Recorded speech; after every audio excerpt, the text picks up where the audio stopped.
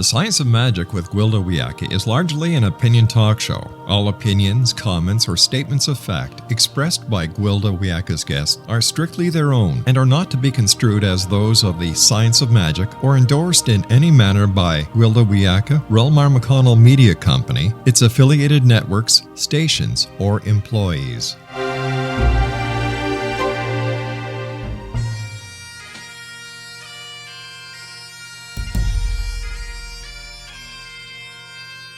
Welcome to the Science of Magic with Gwilda Wiyaka, a program dedicated to uncovering the unified nature of reality and humanity's ever-evolving place as truly galactic beings. For more information on the Science of Magic with Gwilda Wiyaka, visit us online at www.thescienceofmagic.net.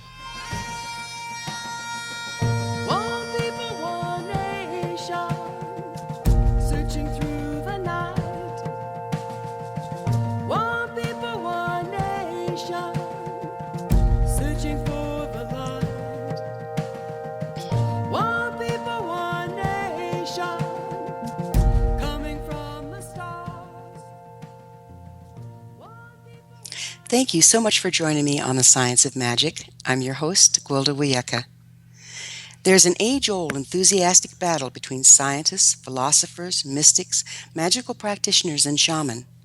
Many believe that only one can be correct, and much effort is exerted to invalidate the other's viewpoints and methodology, to the detriment of all.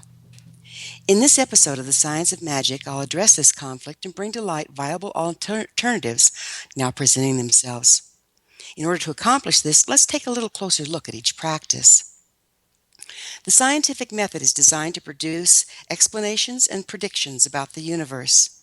A scientist can be seen as a person engaging in a systematic activity to acquire knowledge by performing research towards a more comprehensive understanding of nature, including physical, mathematical, and the social realms.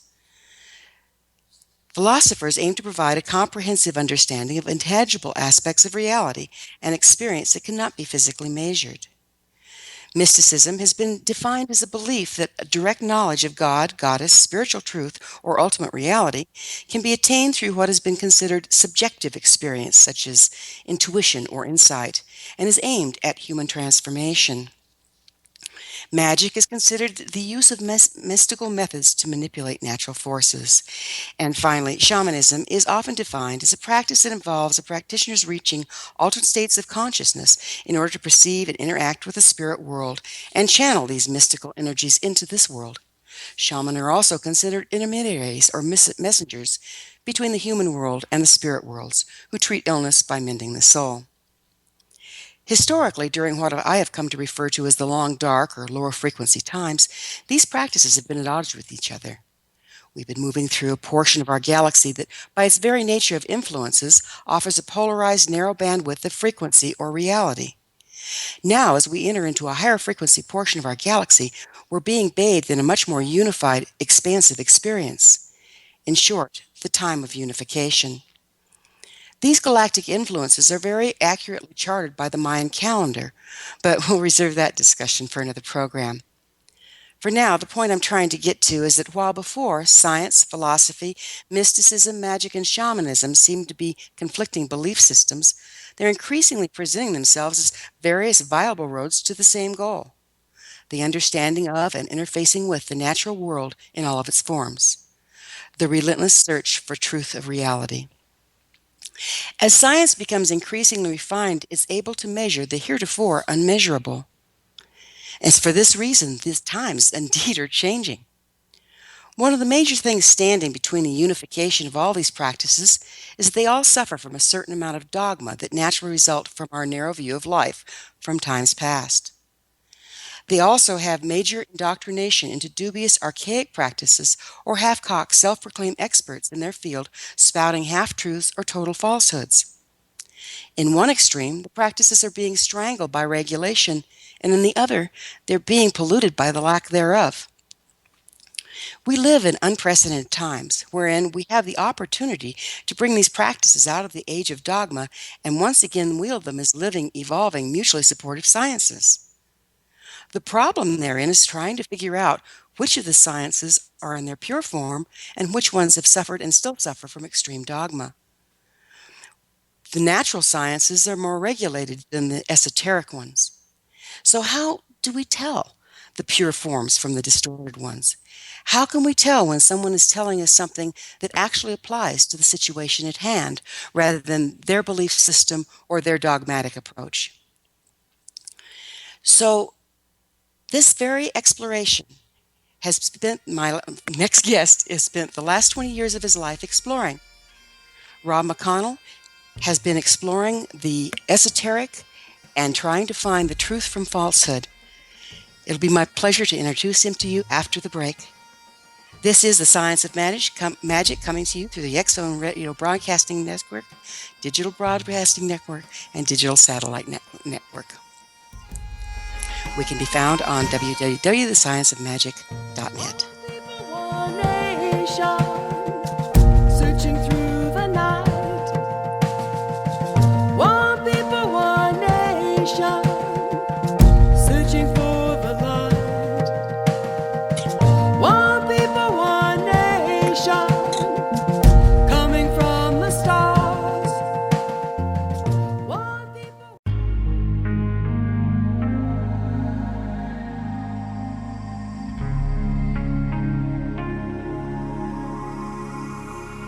The scientist and the mystic have been on an age-old, relentless search with one thing in common. They seek truth. Their paths converge in the 40,000-year-old practice of shamanism, an ancient science delving to the quantum level of life, facilitating healing, manifestation, and evolution.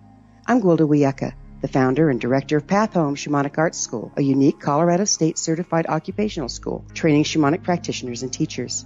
We also provide classes for empowering personal lives through shamanism. Our certification classes are in week-long segments enabling international participation, and online classes and long-distance shamanic healing sessions are available. Come discover the science of magic in the limitless world of shamanism. www.findyourpathhome.com.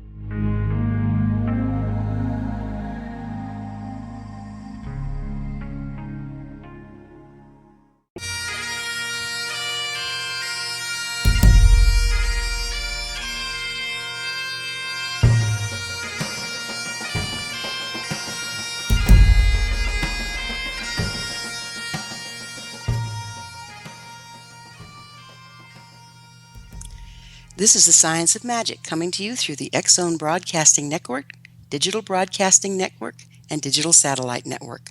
We can also be found on www.thescienceofmagic.net. I'm your host, Gwilda Wiyaka. It's with great pleasure that I introduce our next guest, which is Canadian broadcaster and media personality Rob McCONNELL. Rob has quite a career to his credit. Musician, police officer, director, producer, publisher, author, board game creator, researcher, syndicated columnist, and still, after 20-plus years, is hosting the very popular internationally syndicated radio show which he created, the X-Zone Radio and TV show. When it comes to the world of the paranormal or science of parapsychology, Rob's expertise is ranked in the top 10 in his field. Since 1992, Rob McCONNELL has been publishing the X Chronicles newspaper, North America's only paranormal psychology New Age newspaper. McCONNELL continues to be one of the few spearheading the Canadian media scene. Now, as president and CEO of one of Canada's fastest-growing multimedia companies, rel-mar, Rob is now offering media opportunities and mentoring to those who seek careers in the new world of broadcasting, publishing, and the new media. Rob has produced TV commercials, infomercials, concerts, featured in Ontario and Quebec for such clients as the Queen of Elizabeth Hotel, the Hyatt Regency Hotel, and many others. He has a most impressive list of media credits. Rob is a syndicated newspaper columnist and the author of several books found on Amazon.com, including the X-Zone Directory of Who's Who and the X-Zone Book of Triviology. As a producer, he has published a number of books, including Out of the Woodwork by longtime friend and fellow broadcaster William Peckham, and Relentless Science by Lucien Mann. Rob lives in southern Ontario. Rob, thank you so much for joining us today. Well, my pleasure, and congratulations on your new show. Oh, thanks, Rob. Wouldn't happen without you. I love all your support. Oh, thanks, dear. You've been in this a long time. I sure have. Let me see. I first started in broadcasting full-time going back to 1985. So it's What been a number prompted of you years. to go into this? Well, there were three things I wanted to be when I was a kid. I wanted to be a policeman like the rest of my family. I wanted to be in broadcasting because my mom worked at CKGM in Montreal, and she was also a bit TV actor for many of the early TV shows that were produced at CFCF TV in Montreal. And I wanted to be in a rock and roll band thanks to the Beatles. Well, I was in a band, one of the first Beatle clone bands in Canada called the Cell Beat. We used to do the South Shore circuit. And as a young kid, I would go with my mom to work on Saturdays at CKGM. Got to know the personalities. And when she would go on to the studios of CFCF TV and do stuff for It's Your Move, People in Conflict, Magistrates Court, just to name a number of the shows that she was on, I was always there, and I was more interested in the technical aspect than the on-air aspect. And then in 1971, I started my career in law enforcement and left that in 1985 due to health problems. It was either become a desk jockey or take an early retirement, so to speak. So I decided, hey, this is where I start my broadcasting career, and the rest is history. Wow, that's pretty impressive. So, where you like the broadcasting, why did you decide to publish the X-Chronicles newspaper? Well, the X-Chronicles was what I saw as a niche. There really wasn't a newspaper that was dedicated to getting to the bare-boned truth. You had the National Enquirer, you had all these tabloids that had you believing that the extraterrestrials were here. There was a bat boy, pictures on the front page of these tabloids with the president of the day with their arm around an extraterrestrial. And when I started asking questions, nobody could give me answers that made sense. So I decided to dive into it. I had always had an interest in the paranormal. So I decided to create the X-Chronicles newspaper, which I did. It hit the newsstands in 1992. Wow, that long ago. Yeah. Wow. So extraterrestrials really kind of led you into it to start out with, is that correct? Yeah, they did, because when I was a kid growing up in Montreal, we lived for a short time in Chomedy, which is north of Montreal. And it was a summer's day, and my mom being of European descent, you had to be in the bedroom by 7 o'clock at night, whether it was a school night, whether it was summer holidays, Christmas holidays, bedroom at 7 p.m. It was kind of hard at times because we always lived right across from the school because my dad didn't want us to have any excuse for not going to school, so we would always land a home, I don't know how he did it, right in front of the school we were going to go to. So in the summertime, of course, kids play in the schoolyards. It's safe for them, and the school really doesn't mind. And all of a sudden, the kids are playing ball. You could hear the animals in the distance, and all of a sudden, it got very quiet. How come? What's going on? So I got out of my bed because we were allowed to read or do anything as long as we remained in the bed. So I put down whatever I was doing, went to the window, and something in the sky to my right caught my eye, and it looked like a cigar.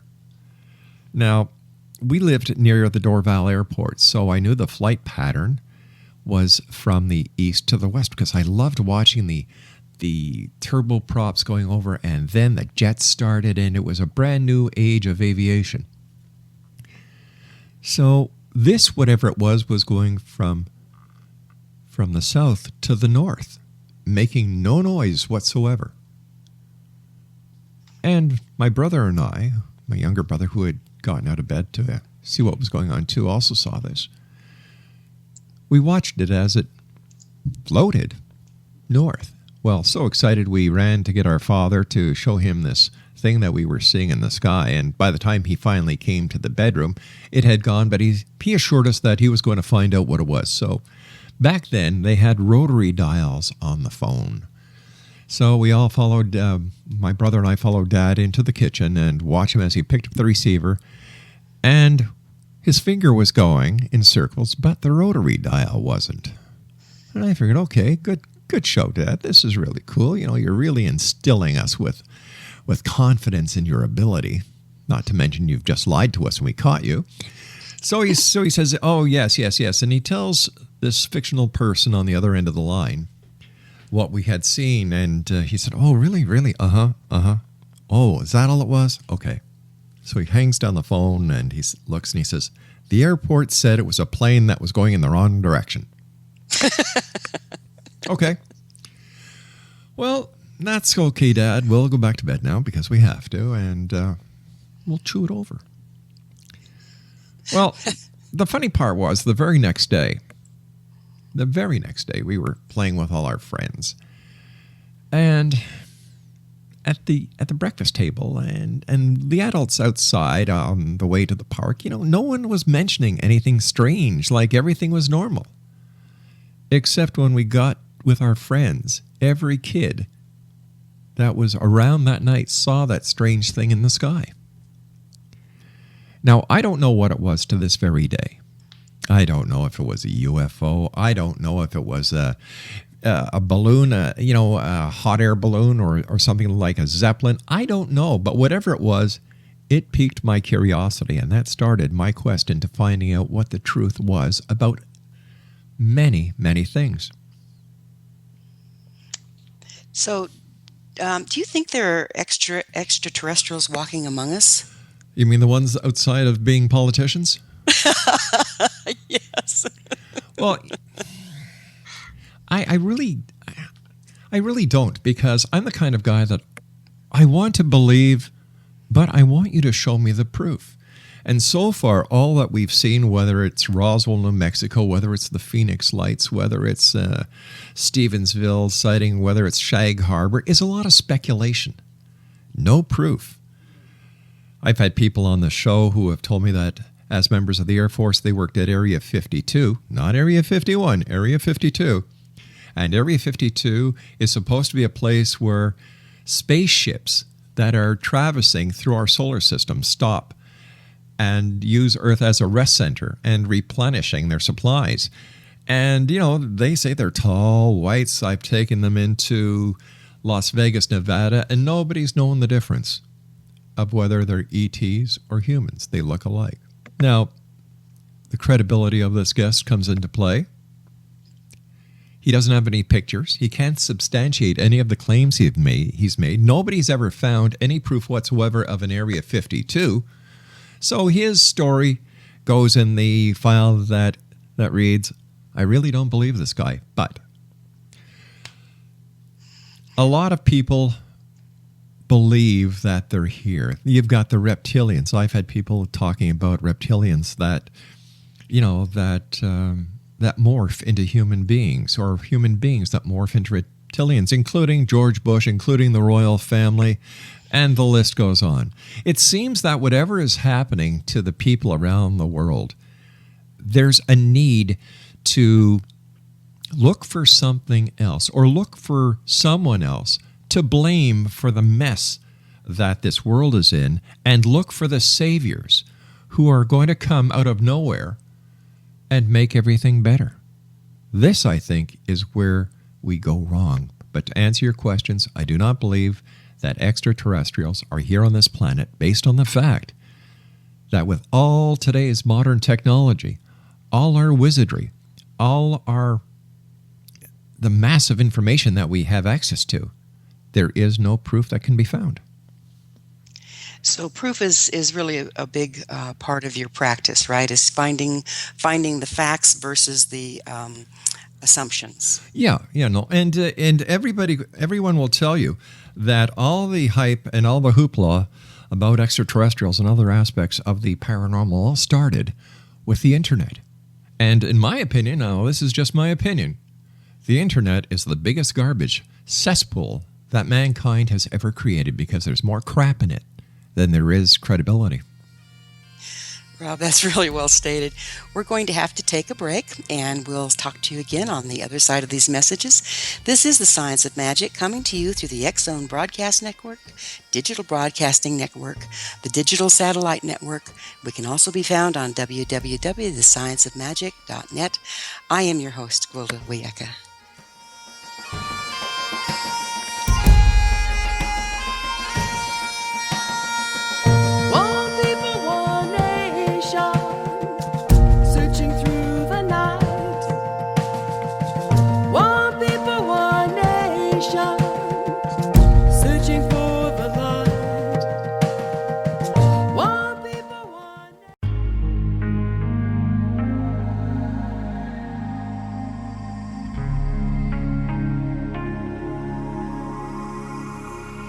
The scientist and the mystic have been on an age-old, relentless search with one thing in common. They seek truth. Their paths converge in the 40,000-year-old practice of shamanism, an ancient science delving to the quantum level of life, facilitating healing, manifestation, and evolution. I'm Gwilda Wiyaka, the founder and director of Path Home Shamanic Arts School, a unique Colorado State certified occupational school training shamanic practitioners and teachers. We also provide classes for empowering personal lives through shamanism. Our certification classes are in week-long segments enabling international participation, and online classes and long-distance shamanic healing sessions are available. Come discover the science of magic in the limitless world of shamanism. www.findyourpathhome.com.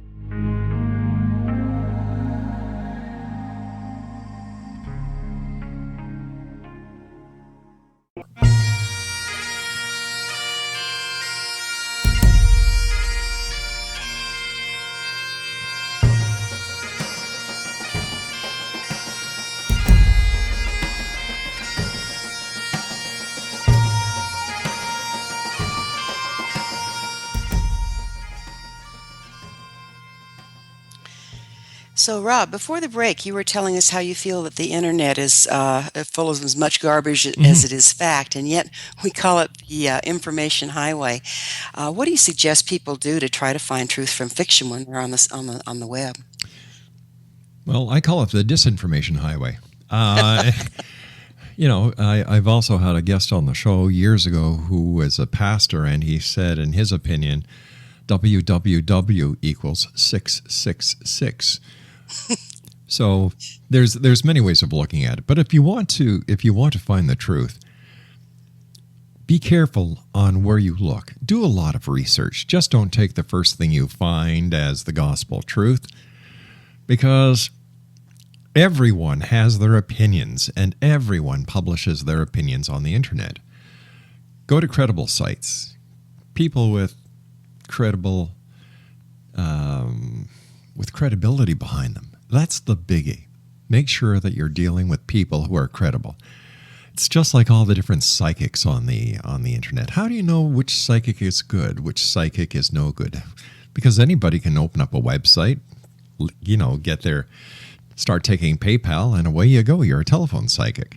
The same works for dream interpreters. The same works for any of the offshoot fringe businesses that the internet has generated. So I would just take caution and trust your instincts.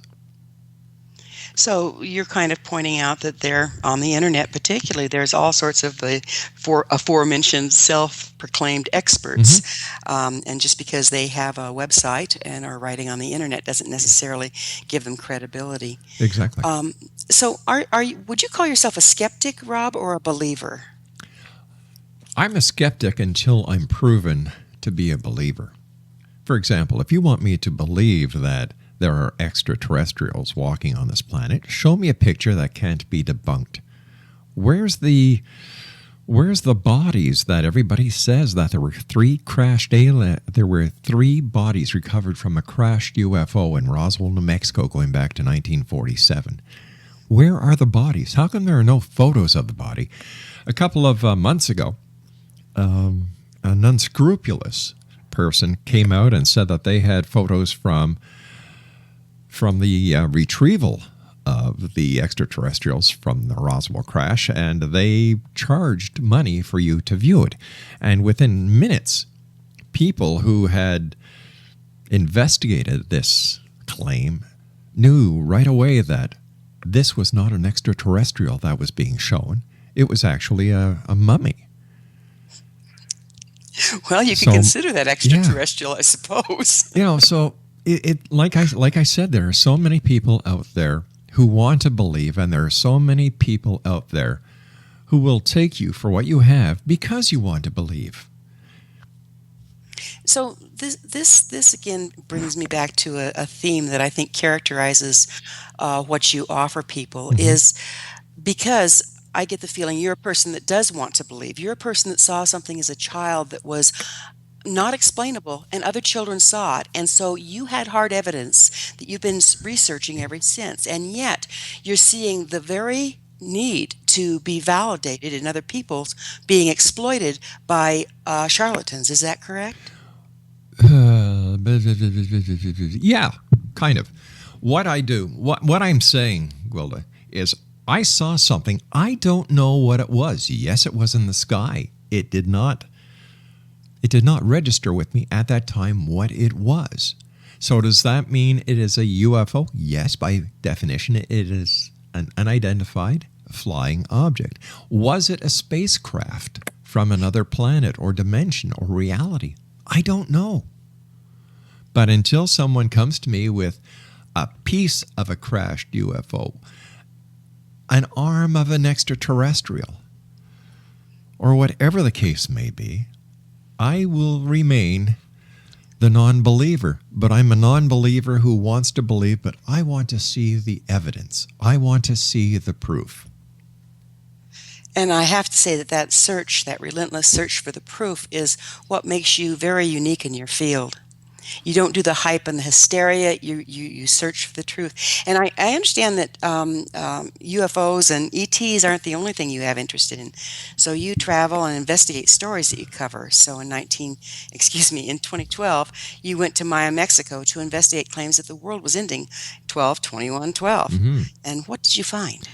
Well, it was rather interesting because going down there to debunk or to try and put some ease to the millions of people who were just scared that the world was going to end, it was like I was on a mission.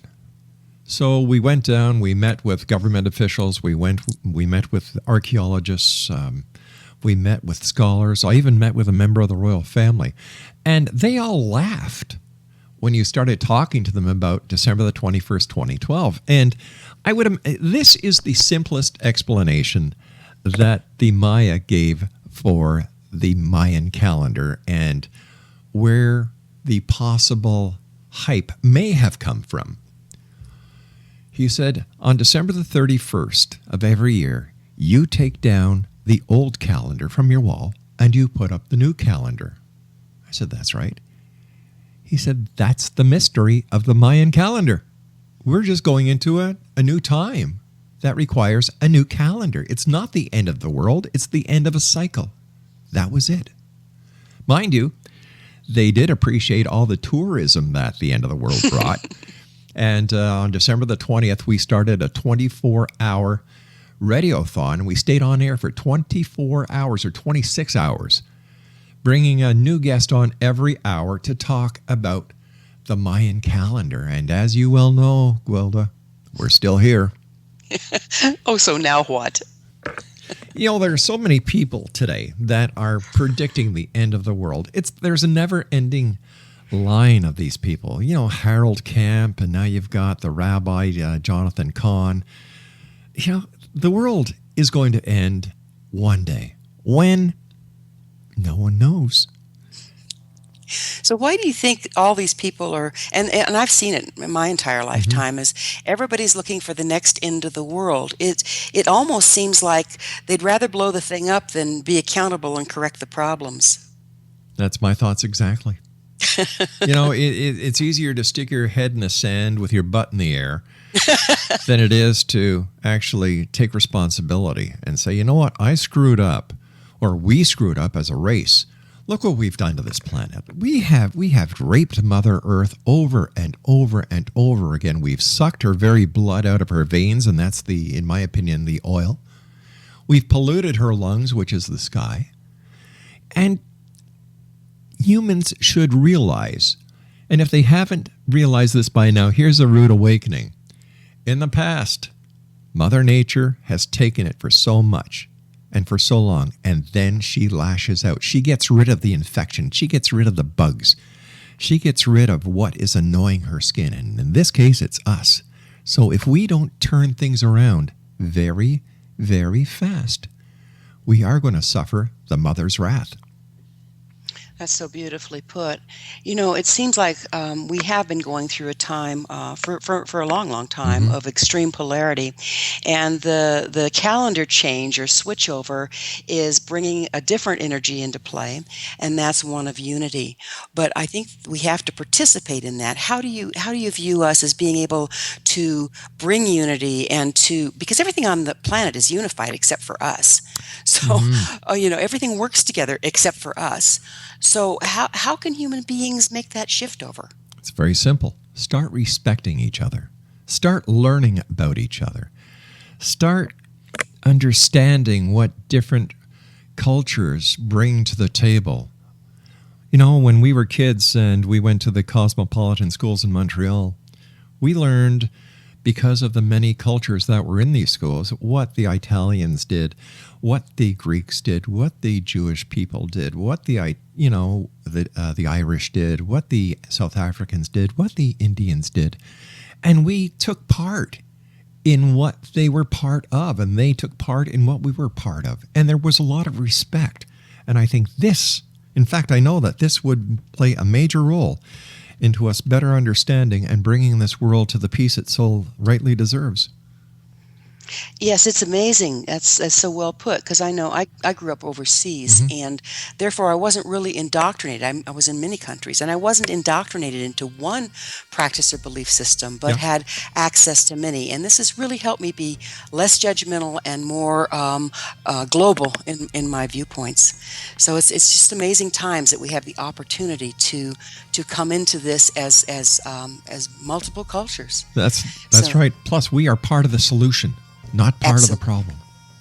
yeah, we have to be. We have to be.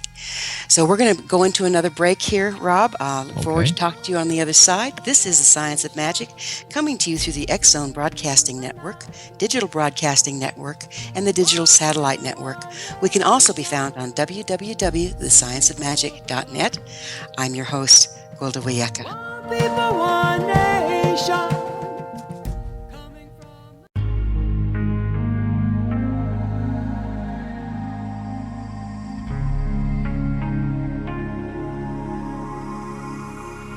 The scientist and the mystic have been on an age-old, relentless search with one thing in common. They seek truth. Their paths converge in the 40,000-year-old practice of shamanism, an ancient science delving to the quantum level of life, facilitating healing, manifestation, and evolution.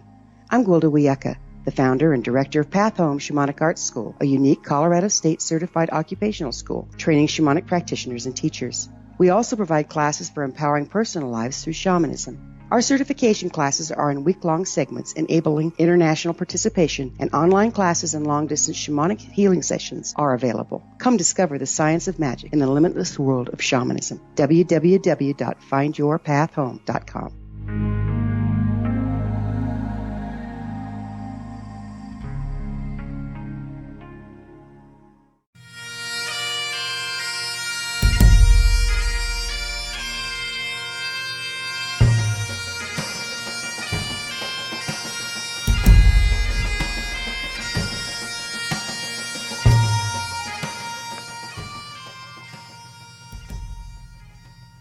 So, welcome back to the Science of Magic, coming to you through the X Zone Broadcasting Network, Digital Broadcasting Network, and Digital Satellite Network.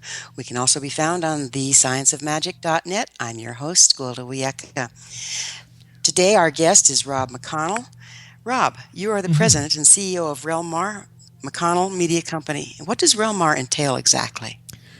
Well, rel-mar entails every aspect of radio broadcasting, television broadcasting, satellite broadcasting, internet, and publishing. Everything within the publishing range is either print, digital, or online. But we're slowly breaking away from the print because saving trees. Wow, that's amazing. What a complicated reason, right? So Yeah, is that why exactly. you made the evolution from print to radio and TV? Well, yes and no. After we had issued a couple of editions of the X Chronicles newspaper, I was called up by a radio producer by the name of Brian Wild, and Brian said, "I'm going to make you an offer of a lifetime." And I said, "Okay, what is it?"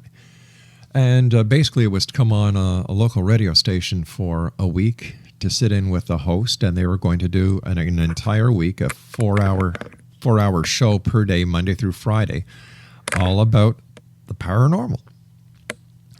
So after that was over, I stayed good friends with Brian, and I also remained very good friends with the talk show host by the name of Bill Kelly, and that was the birth of the X Zone. Back then, it was still called the X Chronicles because we did the X Chronicles newspaper and the X Chronicles radio show.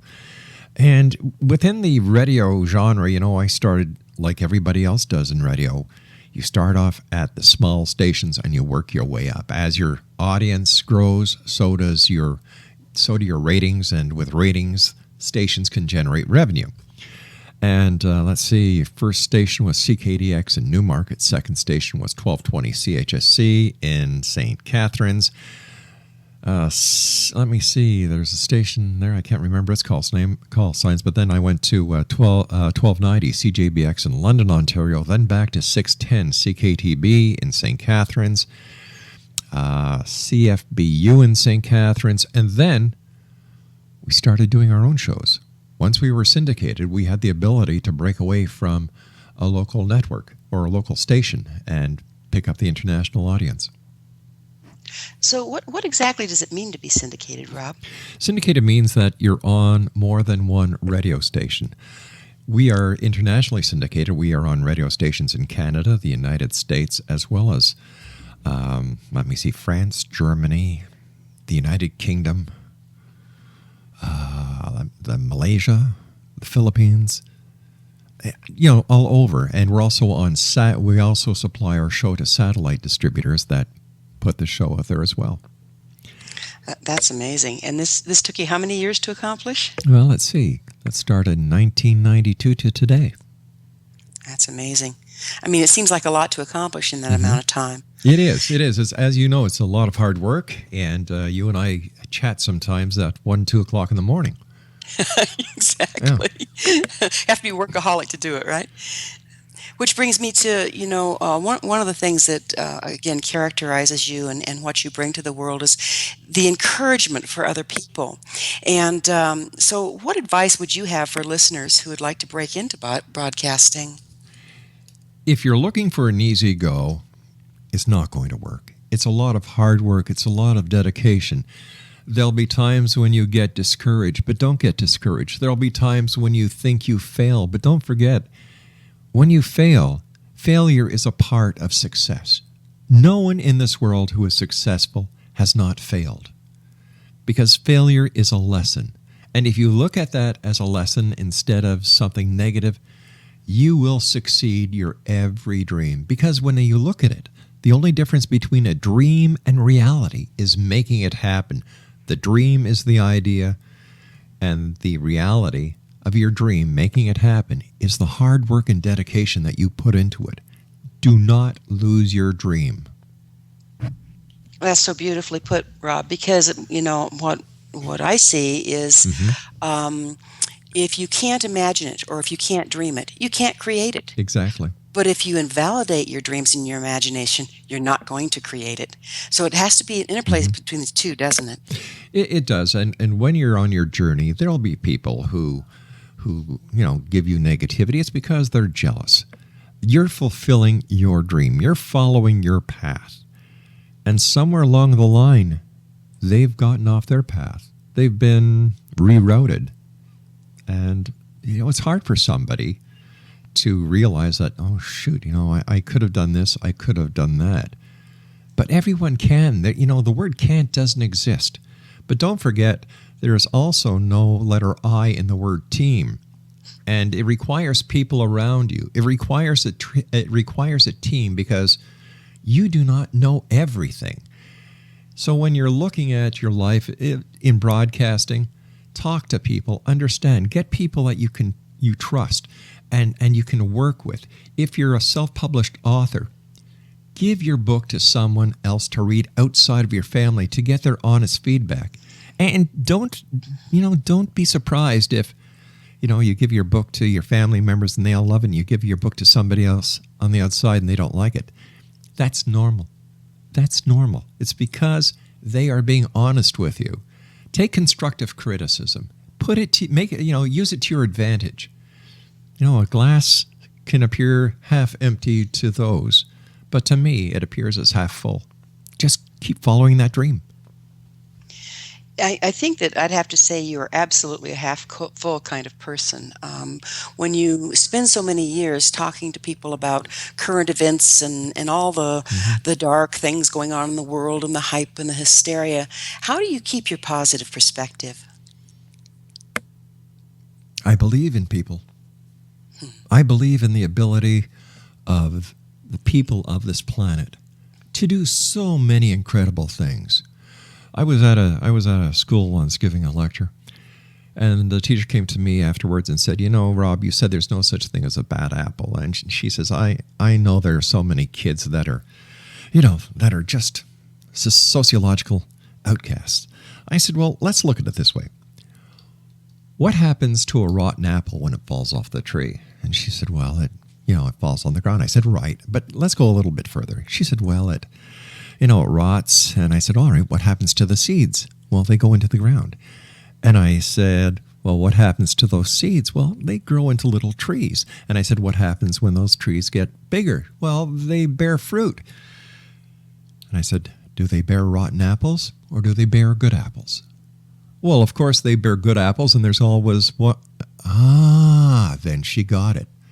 No matter who the person is, no matter what has happened in their life, people are like onions. Keep on pulling off the layers until you get to the good. And there's always good in people, always. It's amazing how you're able to do that. And I've heard you time and time again work with a guest until that beautiful shining diamond comes out, no matter how they start out and no matter how nervous they might be or anything else. You're always able to bring the best out of people. And that's something I so appreciate about you. Oh, Rob, thank I you. can't thank you enough for being on the program and for supporting me in the way you do and this material in the way you do. Is there anything you want to tell people just as we're signing off here? I sure do. Just believe in yourself. There's no such thing as the word impossible. All dreams can come true, and always keep your eyes to the sky and your heart to the light, and keep listening to this lady. She is 1 in a billion. Oh, bless you, Rob. Bless you. This is The Science of Magic coming to you through the X-Zone Broadcasting Network, Digital Broadcasting Network, and Digital Satellite Network. We can also be found on www.thescienceofmagic.net. Please come back, visit us the same time, same station next week. Until then, may you be blessed with knowledge and comforted with love.